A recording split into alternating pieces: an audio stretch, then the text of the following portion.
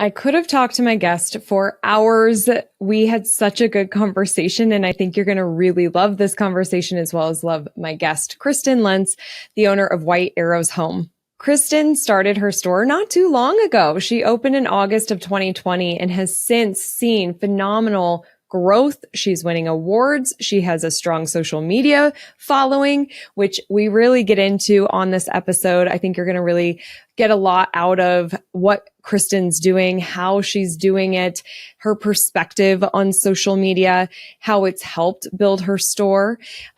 We also talk about team. You know, she's got people who help her with her social media, one person specifically, but also just a great team that's helping her in a lot of aspects of her business. And so she really pulled back the curtain to let us see inside of, you know, when she first hired and who she hired and what everybody is doing to really help this store operate and be at the place that it is, like winning awards and just being so successful. It's really inspiring to see what Kristin has built in such really a short period of time, in about 3 years. I also really loved hearing what Kristin does with her team, like how they celebrate wins, how often they celebrate wins, something that they do to really bond and grow their culture and their relationship with each other. I think she's a really amazing leader and has done a really great job with cultivating connection within her team. Kristin also has a lot of great advice for independent retailers. If you want to, you know, no matter what your goals are with your store and where you're at with your store, I love her perspective of retail, of running a business, how big she dreams, the way that she just thinks about her relationship with her customers and her team and her community. And she just has really awesome advice for our retailers, no matter what stage of the game you're at. So I know you're going to get a lot of value out of this episode. Before we dive in, here's a little bit more about my guest. Kristin Lenz is the girl behind lifestyle brand White Arrows Home. Her social media company and blog are what sparked her entrance into retail as she shared a warm and cozy mix of design ideas, inspirational style, and personal journeys from the backdrop of her lakeside log cabin home in the North Woods of Wisconsin. Followers wanted to find ways to capture the same style. Kristin is a co-host of the podcast, The Cabincast, with episodes airing weekly about travel and everything that goes into making great getaway adventures. The show appeals to a worldwide audience of cabin, cottage, lodge, and retreat owners, renters, vacationers, and dreamers. Shows share a mix of interviews and commentary. 3 years ago, Kristin opened White Arrows, a brick and mortar shop that specializes in antique, vintage, and new home decor, accessories, gifts, books, apparel, and pantry items. Customers and followers can enjoy the hospitality of shopping in person in the store, but also online from anywhere. In everything, Kristin's passion is to encourage others to find direction and connection in their life while reaching for their full potential and connecting with others in meaningful ways. She loves to help her customers and followers create spaces and moments where family and friends want to linger longer and memories are made. You can learn more at whitearrowshometheshop.com and follow Kristin on Instagram at White Arrows Home. You can also connect with White Arrows Home _the shop on Instagram. And let's dive into this awesome conversation. Welcome to Rooted in Retail, the show that's dedicated to helping independent retailers thrive in today's ever-evolving retail landscape. I'm your host, Crystal Vilkaitis, and I'm thrilled to have you join me weekly as we explore topics that are vital to the success of your store. From marketing to mindset, money to merchandising, sales to leadership, we'll cover it all.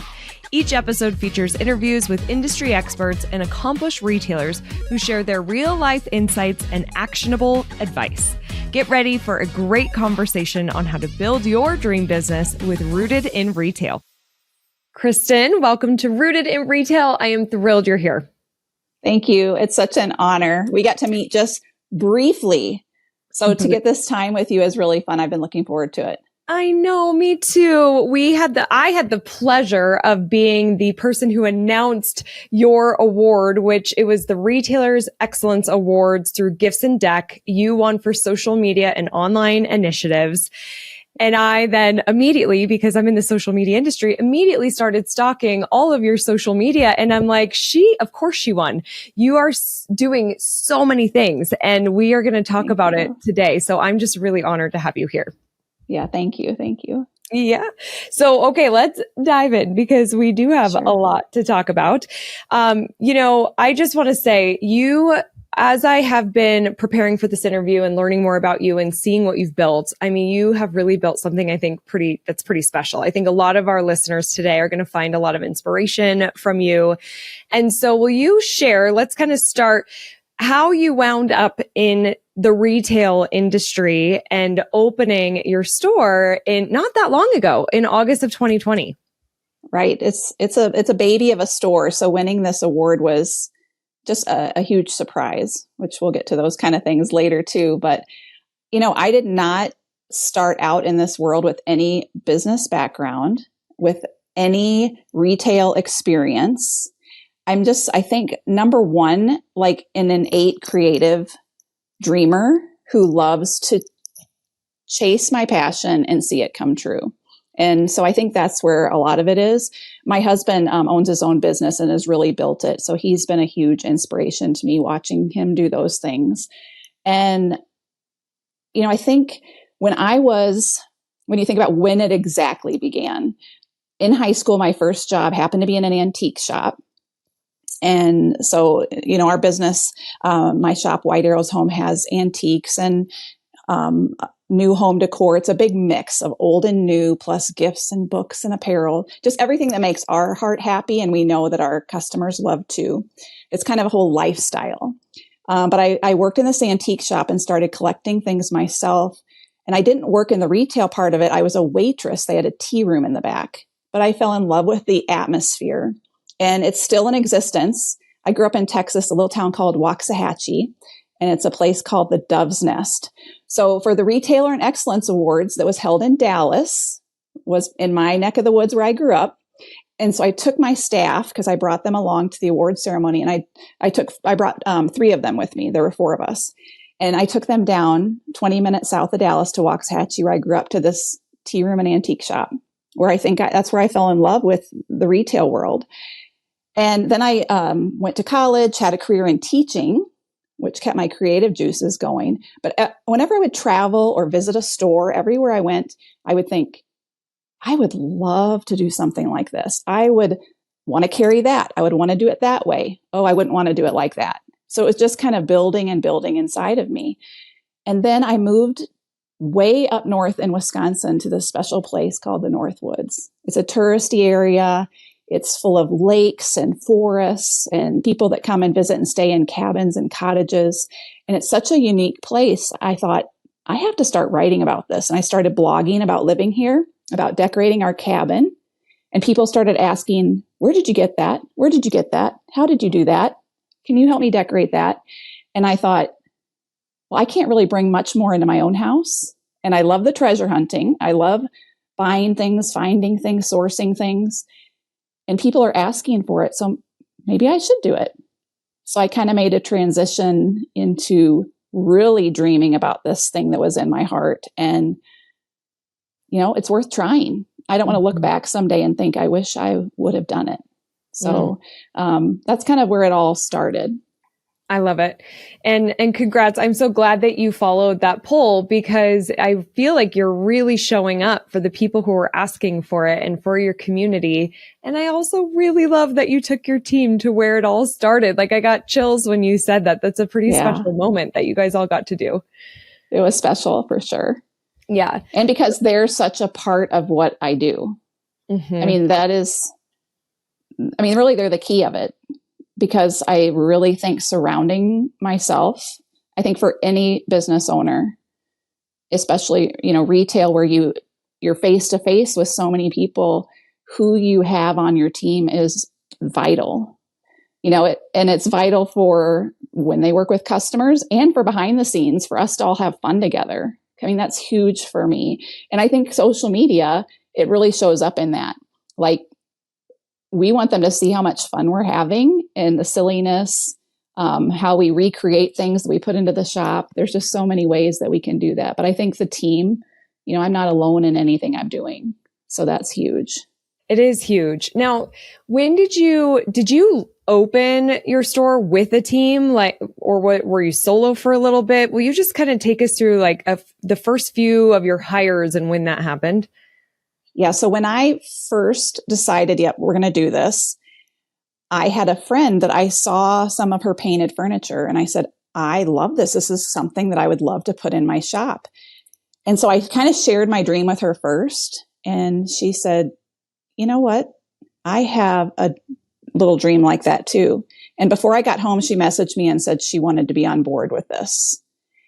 And we got to know each other through social media, actually. She was one of my followers that we started talking, and then she moved into the area. So she was newer into the area. But her background is in merchandising.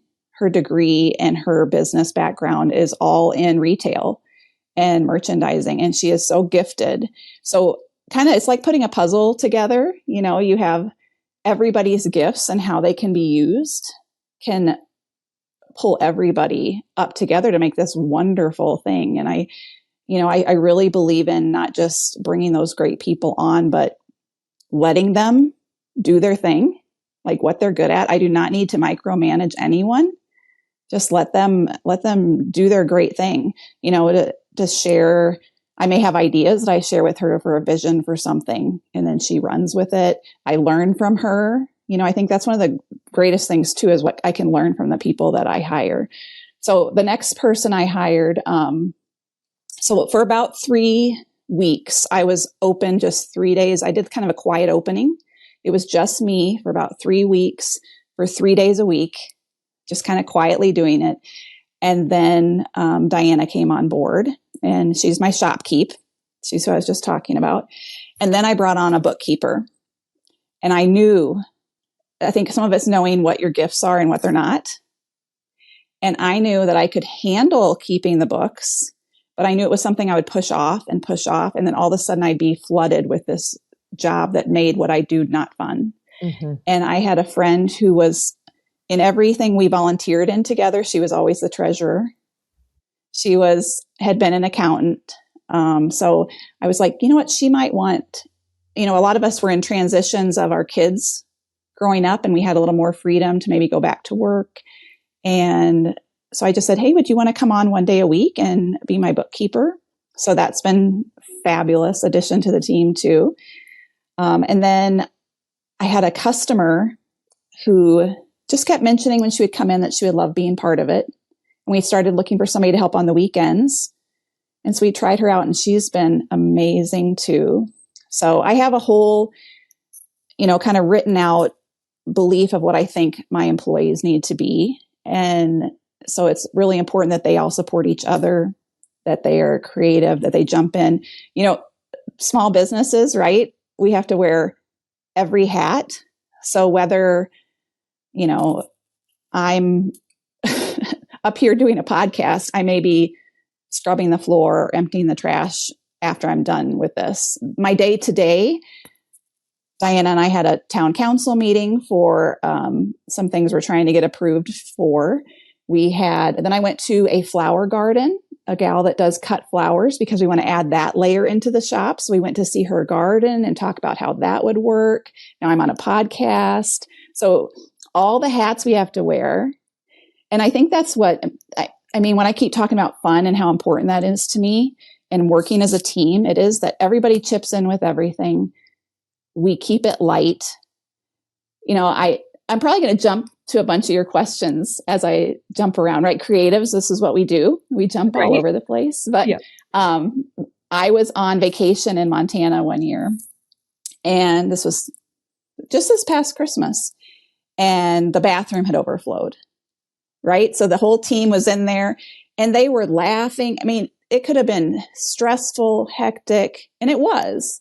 But it's all just like mindset and attitude, and like, we're going to get through this. It's okay. We'll handle it. So important to get those people. I brought on a gal a year ago that helps with social media, and that's been a huge fun help too, because not only do I have my shop's social media and website, but I have my blog and my personal ones too.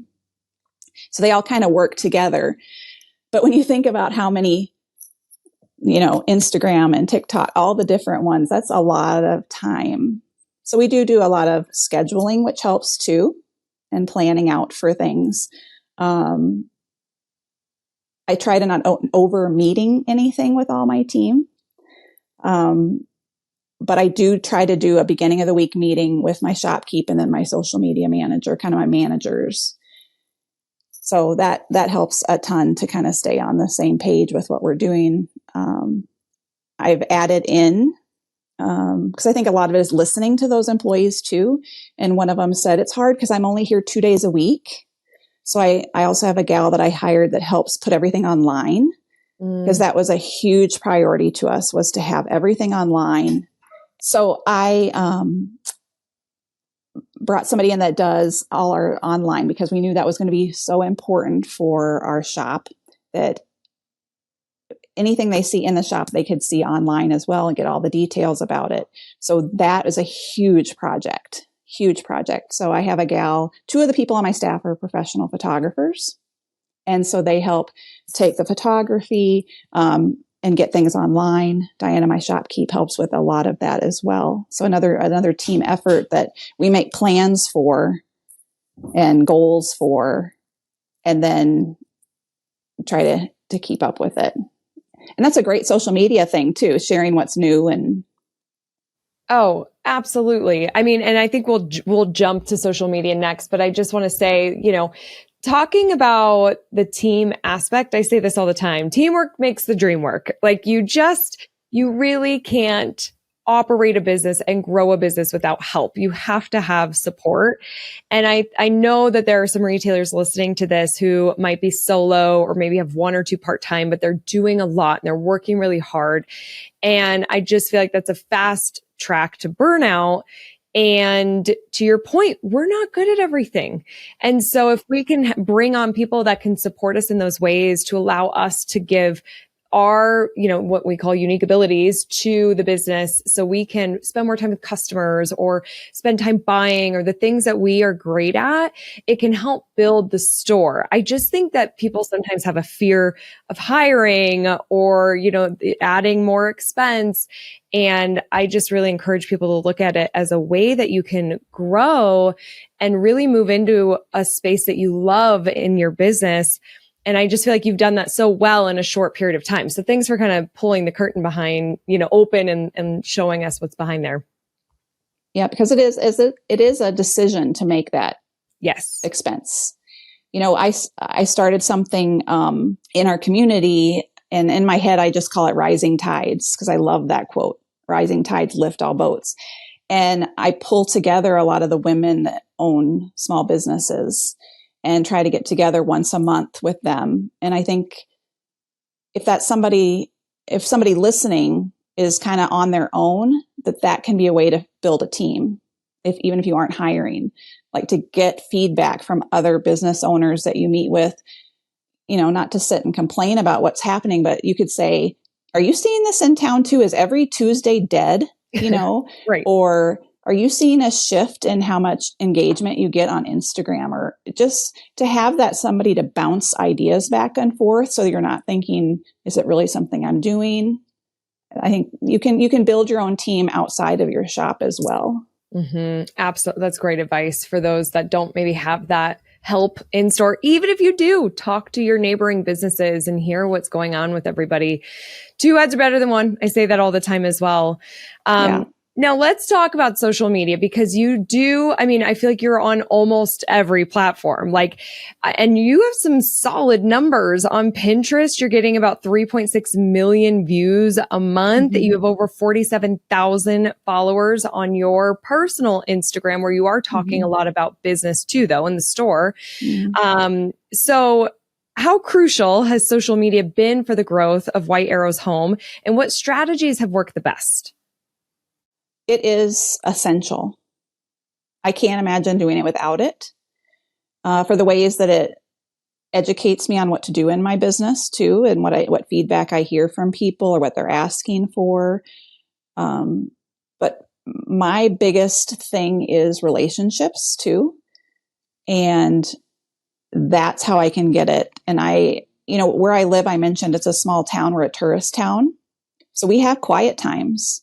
And if I want my business to be open, and these are all decisions, some smaller towns and small businesses make a decision that they're not going to be open every month of the year, or they're not going to be open every day.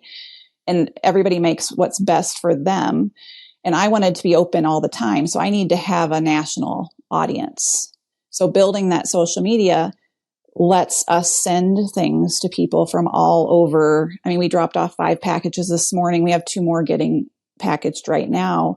And a lot of those things don't just come from seeing it on the website from searches. It comes from seeing it over our stories. I try to do a Monday live tour of the shop every Monday. So I walk around and share information. I want everybody to know what's coming up, but also see what's in the shop. And then people can ask questions.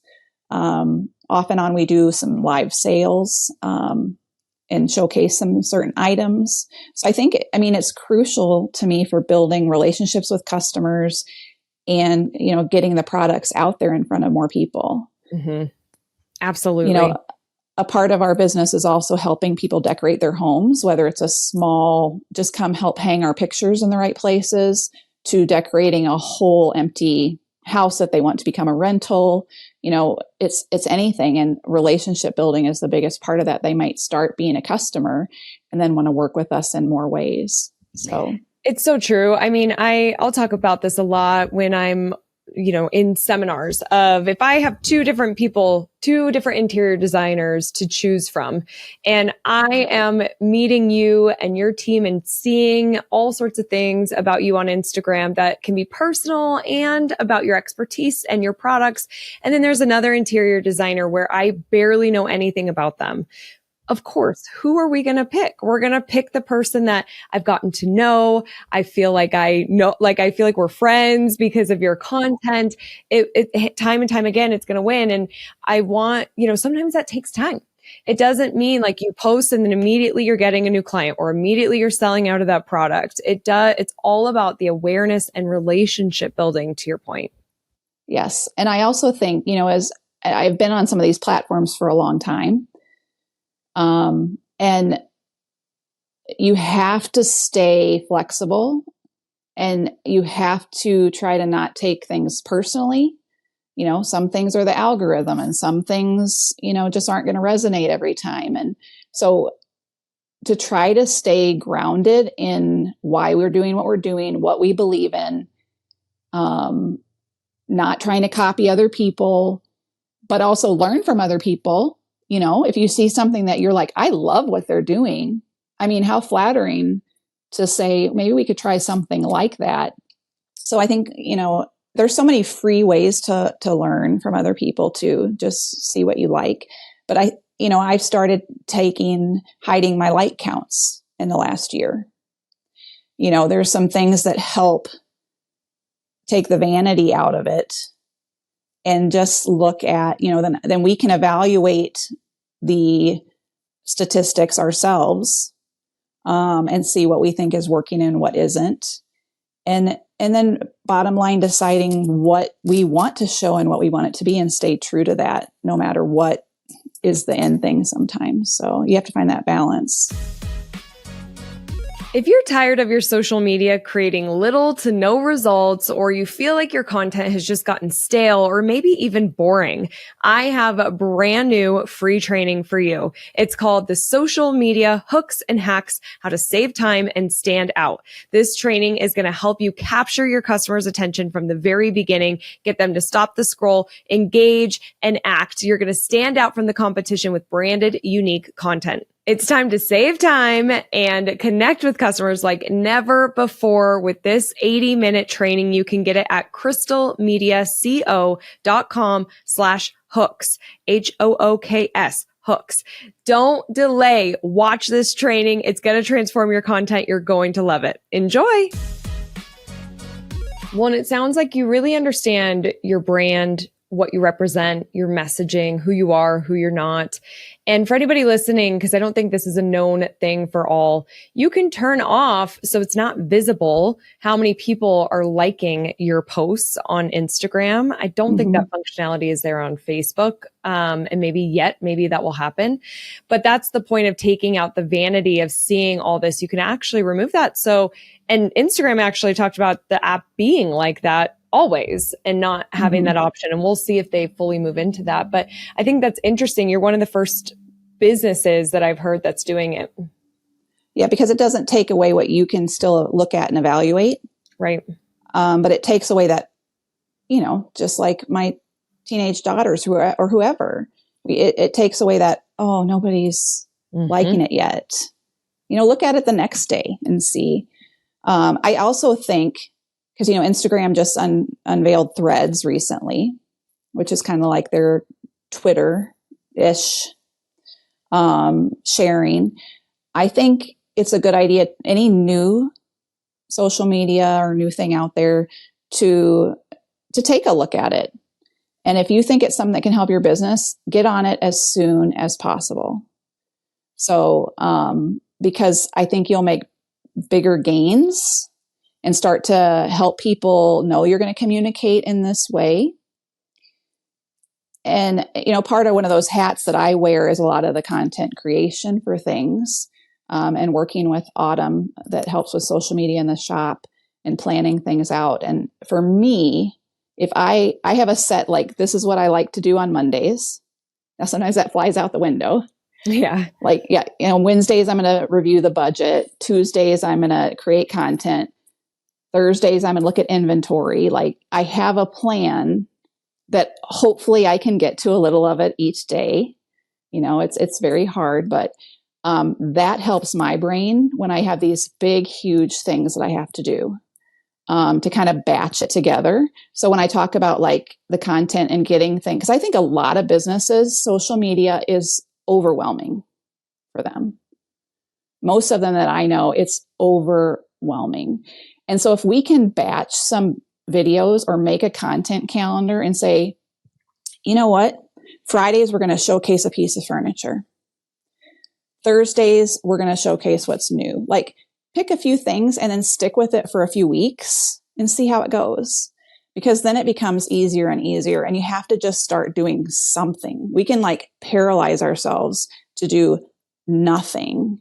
So if we can just pick something simple and start, and then we'll get excited and we'll grow on it. And you can use, part of the reason I love Pinterest is because whatever we share on Instagram or in my blog post, we can send straight to Pinterest. So any of those time savers are so helpful of, we can make it easier than we think it is in our heads sometimes. Oh, we love overcomplicating social media, especially. Oh, yes. I mean, and I get it. We didn't grow up with it. It changes all the time. You just feel like you have to do it all the time, and it's going to take a bunch of time. But really, I say this a lot, social can be simple. It doesn't necessarily mean it's easy. You do need to put some thought into it. You need to create the content. You have to be consistent. But it really can be simple. And to your point of just picking some of these, we call them either pillars or themes that you focus on for those days, try them out, be consistent, see how your audience is resonating, and go from there. We really don't need to overcomplicate it. Yeah. Yeah, it's so true.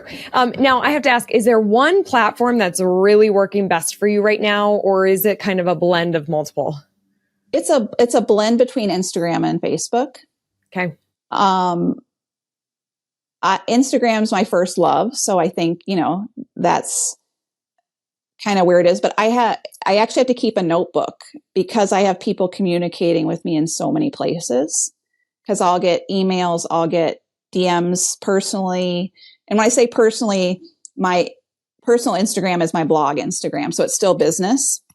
So my blog Instagram, my shop Instagram, Facebook, I have a couple different groups on Facebook too that I have. So I have to remember, oh my gosh, where did they ask me that? So I have to keep a little note. So I think for me, what I like about Instagram and Facebook is it seems so immediate to me, like that they can reach out. I may not be checking my emails as many times during the day as when I'm walking through the shop to see what I'm going to share, and I peek at it and they can ask. I do try to tell people to I try to respond quickly, even if it's to tell people that I'm not going to respond for a little while. So I may say, I just want you to know I saw your message. I'll get back to you hopefully by tomorrow. And then often I'll say, if you don't hear back from me, will you please circle back? Because I don't want to miss talking with you. Because I don't, but I can get too much going on and then it gets lost. And so those things have been helpful to me. Yeah. Yeah. Because I want to just remind people, like on Kristin's Instagram, you have 47,000 people who are connecting with you there. And so you can get a lot of comments and DMs and a lot of activity there to be able to respond. And so, I love the approach of just at the very least say, hey, I read this, I see you, and I'm going to try my best, because once you're at kind of that level, it can be challenging. You kind of have to manage the expectations. And when we talked about remembering why you do what you do, I do these things because I love connecting with people. So if I get away from that, I know that down the road, I'm going to not enjoy doing it. Yep. So I need to stay true to why I do it or change how I do it. So that's just what I found to do. And I think that's a big part though, and why I love my meetings with my staff and talking things over with them, because I'm a dreamer. So I can think up all kinds of great things, but I have to also be a realist. I have to balance those two things. And so when we talk in the week about what's worked well last week and what do we want to do this week, and sometimes I'll say to them, okay, sit down, you know me, I'm going to share some stuff with you, but I know this won't happen yet. But then we can also look at things and say, let's change that. We have to be flexible to make changes in retail, especially as, the world changes so fast.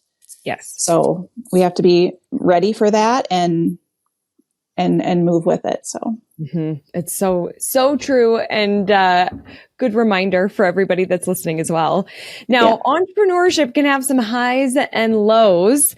I would love for you to share one challenge that almost made you rethink your decision of opening the store, and or a triumph moment that validated your journey in this industry.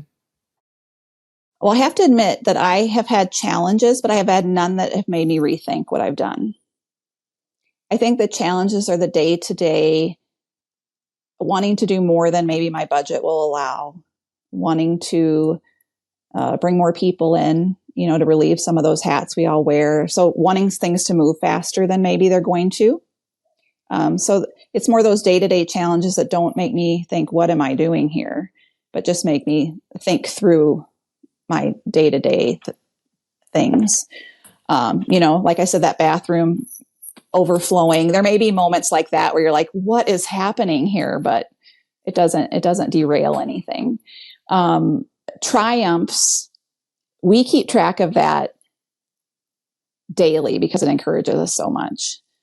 I have a wall behind me where I have letters posted.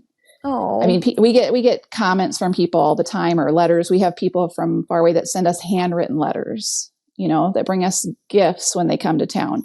So like I said, those relationship things, but we keep track at our checkout of how many people are coming in at certain times of the day. And we keep track of comments that people make, because then we can look back and say, oh my gosh, they loved this about us, or the triumphs are building on all those little success stories with each person, because every person that comes in, we want them to be happy. Now there's people that come in that you can tell in 5 seconds whether you're going to ever make them happy or not. It's like, you can read people really quickly.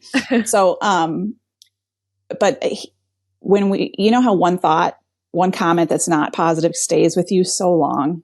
and you Yes. forget all the good things you heard all day. So keeping track of those things really, really helps us. And so we start each of our Monday little meetings with our wins. That's what we call it. So that's how we start every Monday, is looking back at the wins from last week. And then we'll head into what we need to work on or those kind of things. But to start with the positive really helps build on to those triumphs. And I think, we've changed locations. So last November, we packed up our whole shop. We were renting and now we own. So we made that decision and moved to a spot. So we had the whole shop was a big challenge too. But it went pretty much effortlessly. It really, really went well. And it was mostly us girls doing all the work, carload by carload. So that was interesting. Triumphs too. I like to do things with my staff. So we've taken a couple trips, whether it's just a weekend to another area. Because one of the ways I love to learn more about what I want to do in my shop is traveling to other places and seeing what other communities are doing, and just get ideas that way. So I'll do that with my staff sometimes, like, let's go have an overnight in a place like Stillwater, Minnesota, or some great little town. So just that time away from the shop too, to get to know each other, is really fun.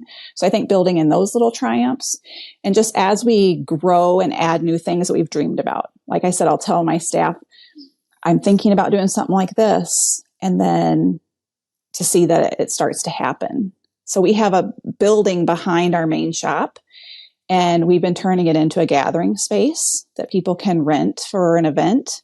And we're going to be hosting book clubs, cookbook clubs, bingo nights, workshops, all kinds of things. And so we're in the last few weeks of decorating it and getting it ready for September. So just to see those dreams happen and people get excited about it. And that's where social media helps too. You can kind of lay out the little trail and get people excited about what's coming. So yep, the behind the scenes, they're all a part of it. Then it's a better launch, and then again, they build the relationship. And then talk about relationship building with your team. I mean, traveling and getting that connection and learning more about each other, and then the inspiration of being outside of your location. I couldn't agree with that more. And I think that I feel it's kind of rare to do those kinds of things with your team and get outside of the store, get outside of the business. I think that better answers or more creative questions or ideas happen in new environments. And so when you take your team to those places, you're going to find those benefits. So I absolutely love that you do that. I'm actually taking my team to New York City in October.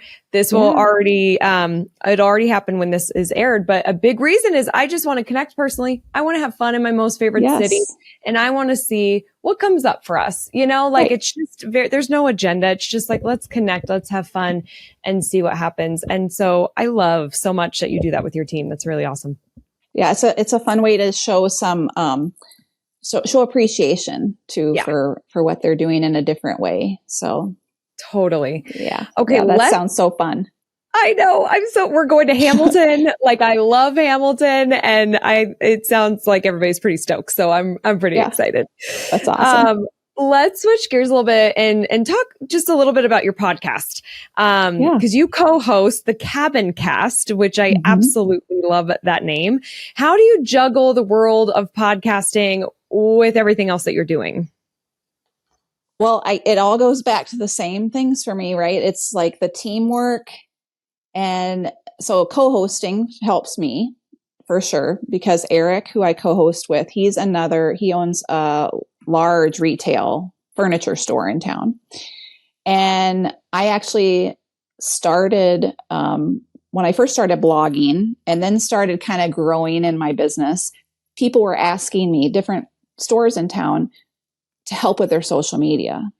So that put me in retail a little bit too. So I was helping them with their Instagram, and I was helping one of the garden studios in town and some other people get started. But as I was helping him, and I was also a customer, he shared that he had wanted to do a podcast. And I said, oh, I have that dream too. And he was further along in his plans for it and asked if I would consider co-hosting. And I said, I would love to. So for me, that teamwork of he understands more of the tech side. I kind of work with getting the interviews and the social media part, like finding, again, what works well and what doesn't. So that has helped. Again, the staying flexible. We have not recorded all summer. He has little ones. Mine are older. And he just needed to spend more time with them this summer. So like, okay, we got it. And we'll kick back off. But my family too, having the support of your family to understand like why you're spending the time doing what you're doing. But I think that the podcasting is another one of those elements that it matters to me to share stories and connect with people. And what I learn from the people we interview is so fun. And I've gotten to interview some people that they're authors of books I sell in my shop, or they're like designers that I am in awe of, or brands that I'm like, am I really talking to these people today? You know, it's just a really special way to share information with other people while I get to learn and have fun too. So it's been a really exciting, fun aspect of what I do. So I've enjoyed it. Yeah. Well, and I feel like you pointed out something really great, that if you need to take the summer off, you can. I mean, you don't have to. There's a lot of flexibility with shows and a lot of different ways you can do it. I feel like there's a lot of opportunities with podcasting and retailers. It's not going to make sense for everybody, but I do see a lot of opportunities. I think it's going to continue to grow, and we'll see more independent retailers with their own shows. How has your show helped build your retail shop? Well, it's a fun way to find out, because when I can tell when someone walks in the front door, if they're one of my followers or one of my listeners. Just by how they look at me. So, you know, and then I'll have, you know, someone's husband will come up and say, she doesn't want to say anything, but we love listening to you on the way up. So kind of what we market our podcast as a little, you know, listen to our podcast as you drive up to your cabin for the weekend or on your way home. We're your getaway primer for your weekend of fun. So a lot of people do that. And so hearing people when they come in share how much they like it, not airing this summer and finding out that they miss it and asking, when are you going to start up again? That it shows how much it does matter and people are listening. It's been really fun to see that and to say, here's an author and we carry their books in our shop. Or when I'm in the shop, I get to say, oh my gosh, these are some of my favorite books. And we have this interview with the author on my podcast. So we keep, I have flyers about the podcast, and I also have little business card size, and it has a QR code to go directly. It opens up in whatever they listen. If they listen on Apple, they listen on Spotify, wherever, it opens right to that. And so that's such an easy, oh, well, here's the card. You can take it and listen. So having those things ready to share with people is great. So I love that back and forth of what I can share in the shop with, like I said, a book or a product, or, you know, we just talked about s'mores and gathering around the fire on your weekends and how important that is for great family time and with your friends. And here's some great stuff to make s'mores we have in the shop. So it can lead to great conversations that work to build both. No kidding. Well, and it also goes back to the relationship building. You know, how you're saying that people come into the store, you could tell they're listeners or followers, or I love she doesn't want to say anything, but like I was in a recent example with that with my fiance. He's like, she wants to ask you something, you know, and I'm like, oh, so embarrassed. And because it's like you're meeting a star. And, but that is, again, like they want to come in, they want to see you. Like, I just love that you have that channel and how it connects. And so we'll link to the show too, because I think it's so smart. And especially if anybody is traveling to their cabin, but love that world. Like, well, I feel like it's very creative. I just feel like that's a great place to listen. Yeah. Thank you. So fun. Yeah. With the accolades, growth, and brand expansion, how do you personally define success? And what would you say to inspire other independent store owners to chase their dreams? For me, success doesn't just have to do with numbers. It has to do with continuing to love fully what I'm doing and want to keep learning more and growing. So I think that that's a lot of success. It's not just the things that other people can see. I think as people drive by our shop, we're right on the main highway as you come into town.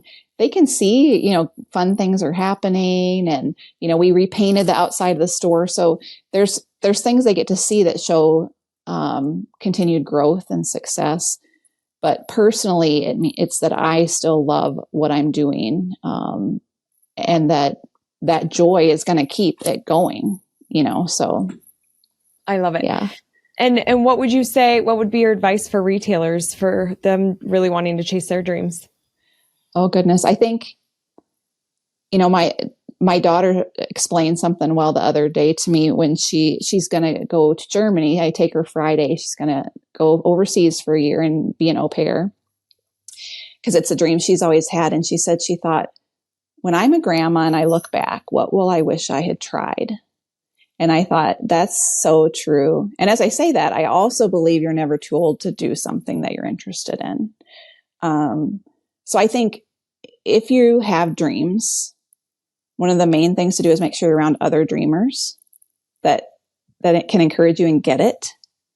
You don't want to be around a lot of the joy suckers in the world that are like, are you sure? You do need those realists that help you go, well, you got to think through this. You need to think through this. But a lot of the things you need to think through, you can figure out. You may need to start your dreams smaller. You may have a store and you keep thinking too about what you wish it was. And what you need to do is just focus on making what it is the best it can be. So it might not even be that you need to keep dreaming something bigger, but water the grass where you're at and make that fabulous. So I think, my encouragement is to just take a little self-retreat or get together with your great people. And if you have no great people, you can reach out to me or Crystal. I know you would love encouraging people too. So nobody's ever alone in that. I would love to encourage anybody to just say, start small and see what happens, because you don't want to wish you had. It would be better to try. And I have tried things in other chapters of my life that did not work out, and I don't regret them.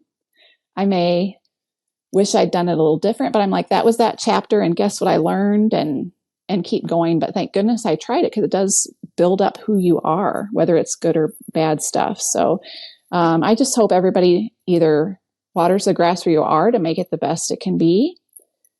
Or it could be even like my friend that decided she had a little dream too, but she loved what I was up to, and let's do it together. Or when I did the podcast with Eric, I wanted to do a podcast and he was doing one. Well, that's still my dream too, even if he started it. So you could jump in with someone else to do it together. So, okay, you just gave such great advice. There are a lot of pieces in there for our retailers, so I'm so glad of what you said in there. I really appreciate that, and I just couldn't agree more with what you said. Now, before we go into our resilience round, White Arrow's home has seen tremendous growth and success in a short span. What's next on the horizon for you and your brand? Where is your arrow pointing to? Well, I have a book coming out next fall. Yay. So, we talk about those dreams and the resiliency and like trying something. And so I just turned in the whole finished manuscript, finished with my editor. And so that'll be coming out. I'll start sharing as we get closer, in maybe 9 months from now or so, a little bit more of the details. But so I have a book coming out, and hopefully it won't be the last one. So that's a fun journey. I shared a little bit about this back building that we're working on. So my office is in the upstairs, and then the downstairs is where we're creating the space.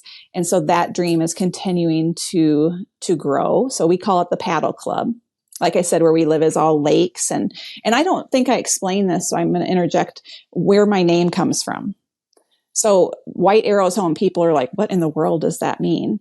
So where we live in this tourist area called the North Woods, everywhere you go are white wooden arrow signs, and they're stacked up on posts or on trees at road intersections. And people's names are on them. The name of their cottage is on them, a restaurant, a school, a business, and they point your way everywhere.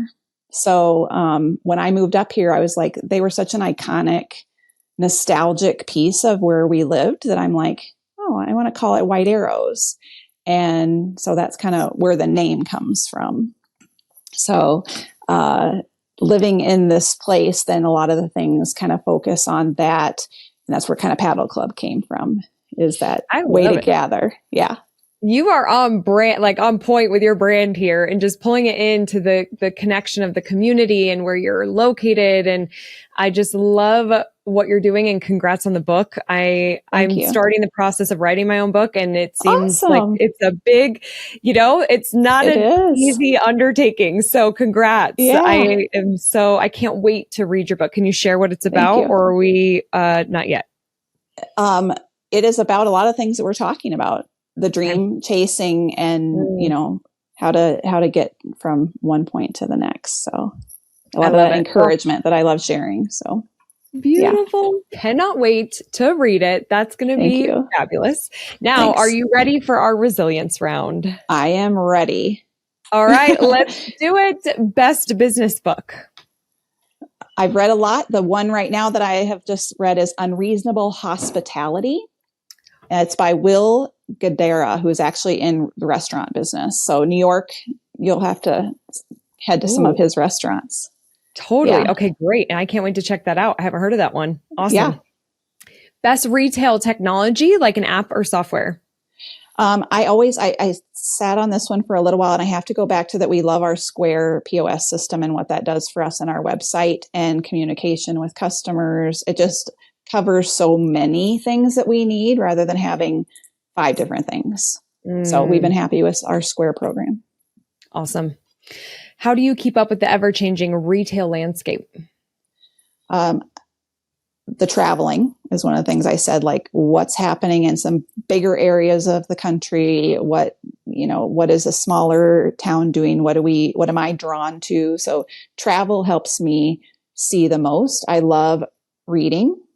So I love reading magazines. I love reading books, like you brought up, what's the favorite one right now? So just constantly trying to learn and see what's out there. I also love watching customers shop.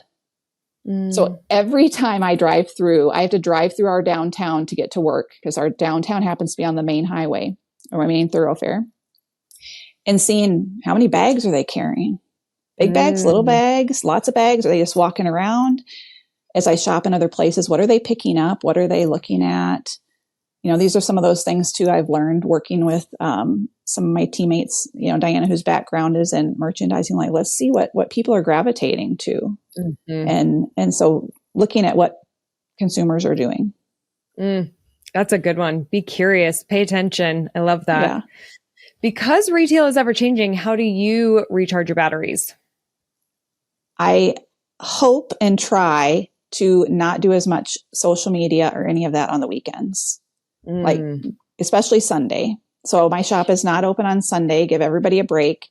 And if I can totally focus on what I'm doing and not be having to work. My problem is I love working. I love writing. I love all the stuff I do. So it's not like it's a pain for me to do it at home even, but to just try to put it away more. That can help me recharge, spend time with like my kids. I have 5 of them, and whatever time I can have with any of them is my favorite. Awesome. To help retailers be stronger, more rooted in success, what's a retail foundational best practice? For me, it all goes back to customer service and how we can do that. And going back to even evaluating if there's something that a customer didn't like. Do we take what they said and make a change, or make something different or right? Or do we look at it and say, no, they don't have grounds for what they just didn't like about something. So, but that relationship building that leads to more shopping, that leads to looking on our website to buy something when they get home, thinking of us for gifts. Like, I want to stop in there. Let's see what they have going on. When my friends are in town, that we have to go there. We want to be the place to go. So customer service. Mm-hmm. Awesome. Finally, what does the future for independent retailers look like? I think it's going to be essential to be online. I think to reach people who've learned to shop in different ways in the past few years, and for the different ways that you have to be competitive with what's out there. Even for people selling antiques and one-of-a-kinds, there's other suppliers out there that people are used to looking at. And have apps on their phones and things to look at all the time to get things. So you're going to have to be able to differentiate yourself somehow and have it available to people wherever they are. But I think a lot of the retail, brick and mortar is going to need to feel like a great destination. It's going to need to be worth going to for the experience. So it's going to be, that landscape has been changing for hundred years, So, to keep changing with that time, but make it worth somebody coming in person to see what you have.